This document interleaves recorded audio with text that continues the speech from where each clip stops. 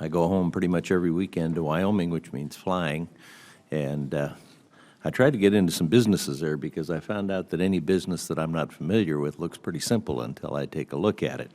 So that's probably what we see as we go through airports too. But I am worried about the management at the security points themselves. Not for whether they're stopping the bad stuff or not, but whether they're getting people through the lines.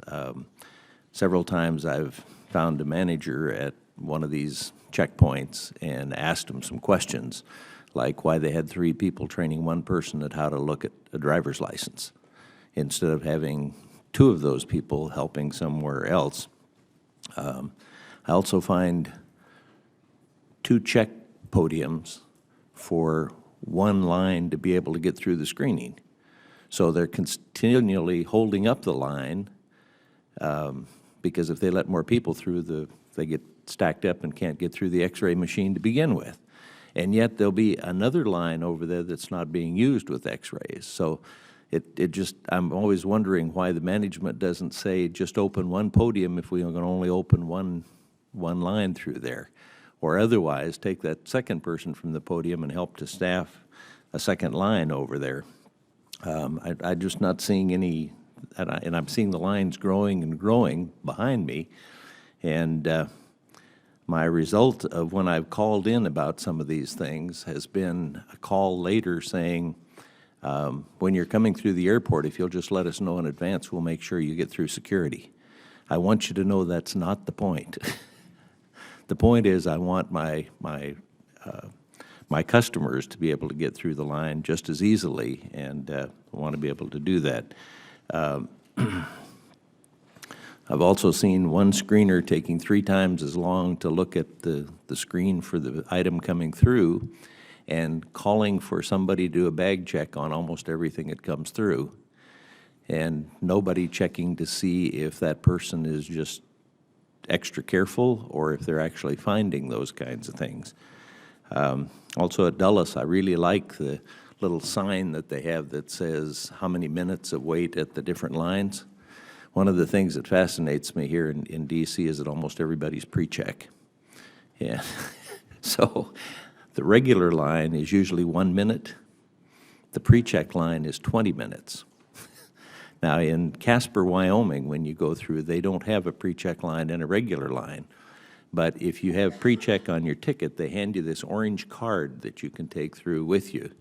And then you have the same thing, except for having to remove your computer, you have the same thing as if you were in a regular pre-check line.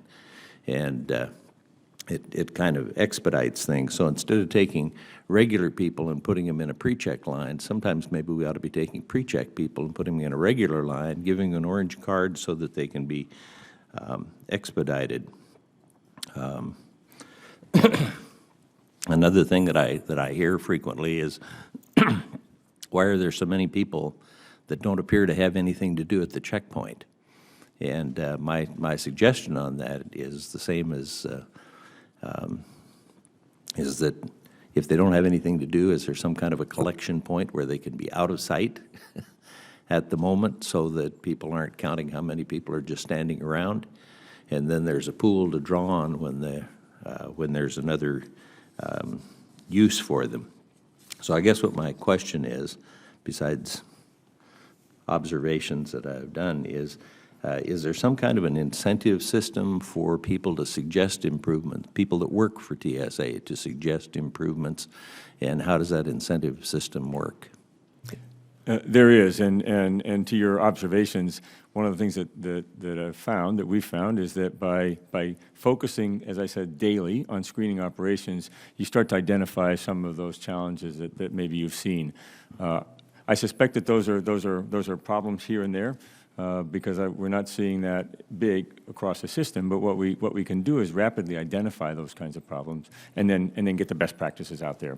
So it is about frontline leadership, it's about supervisory leadership, and it's moving the measuring performance and then moving those measures of good performance to other places. So that's been very helpful.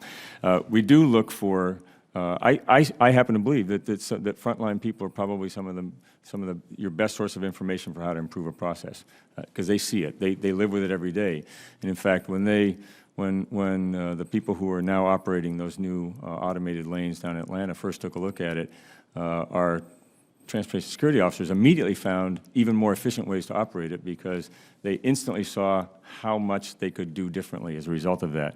So we do have a program. I'm happy to give you, for the record, a kind of a detail on how it works and how we collect information and the kinds of information that has come in, and then how we put it to use back through the system.